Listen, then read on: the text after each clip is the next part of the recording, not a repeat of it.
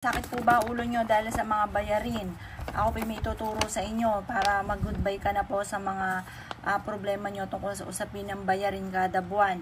Masa positive ka lamang kapag gagawin nyo po ito, i-mindset nyo na kayo po ay suswertin at kailanman hindi ka na mamumblema sa pera at kada darating na mga bills kasi hindi naman pwedeng wala tayong ganito, wala kang kuryente, or kaya walang wifi.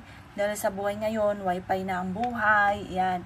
Ngayon pa mga bossing ko, dapat meron po kayong ganitong mga pamamaraan na aking ituturo para kayo po mga bossing ko hindi lagi namumblema tungkol sa bayarin.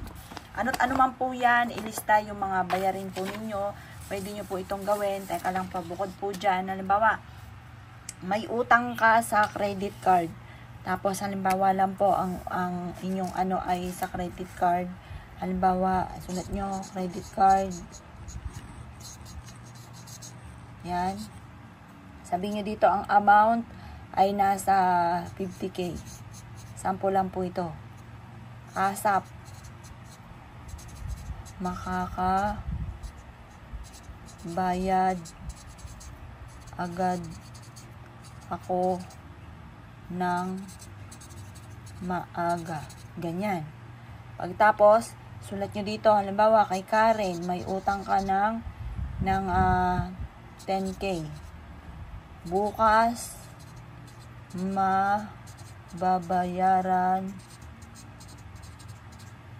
ko na si Karen. Ganon po mga bossing ko ha. Huwag kang gagamit na sana direct to the point ang pag-wish. At pagkatapos mga bossing ko, eto, yung ating bills, yan. Sample lang po yan. Ang gagawin po ninyo, kumuha po kayo ng luya. Luya. Yan. Ngayon, painitan nyo to sa liwanag ng sinag ng araw. Tapos, mga bossing ko, gawin nyo to ng mga bandang alas 7. Pero pwede rin to gawin nyo Tuesday or Friday. Ngayon, kung ikaw po ay hindi makakapag-wish ng maayos, gawin nyo po siya kahit anong araw, basta alas 7 ng umaga ang paggawa. Ibilag nyo siya sa sinag ng araw. Pagkatapos, ito po ay itatali ninyo, tutupiin nyo po siya. Itatali nyo sa may main door. Yan, tali nyo lang po ito. Tutupiin nyo po siya, tapos tatali nyo sa may main door. Kulay-pula yung panali, or kaya dilaw, or kaya po ay berde. Pwedeng sinulid, pwede rin po yun. Basta sa pinakataas ng inyo pong main door ninyo siya itatali. Or sa may pintuan, pero sa pinakataas nyo siya itatali. Mapapansin ninyo kung hindi nyo pa ito nagagawa. Mapapansin ninyo kada buwan na dumarating. Mabilis ka makakabayad ng mga utang po ninyo. Hindi ka lagi namumblema sa mga utang ninyo na hindi nyo mabayad-bayaran. Proven po ito mga bossing.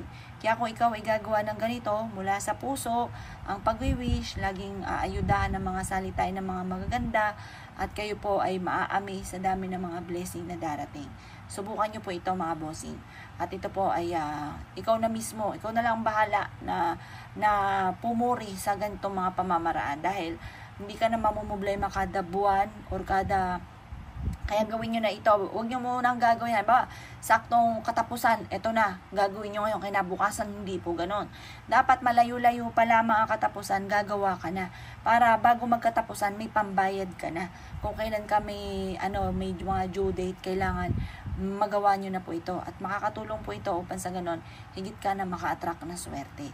Kaya kung kinaniwala at naisyo po itong gawin, lumarga na po kayo, proven po ito, at kayo mismo ay maaami sa dami ng mga blessing na darating. Kung kinaniwala at naisyo po itong gawin, ay siya mga boss, good luck po sa inyo po lahat.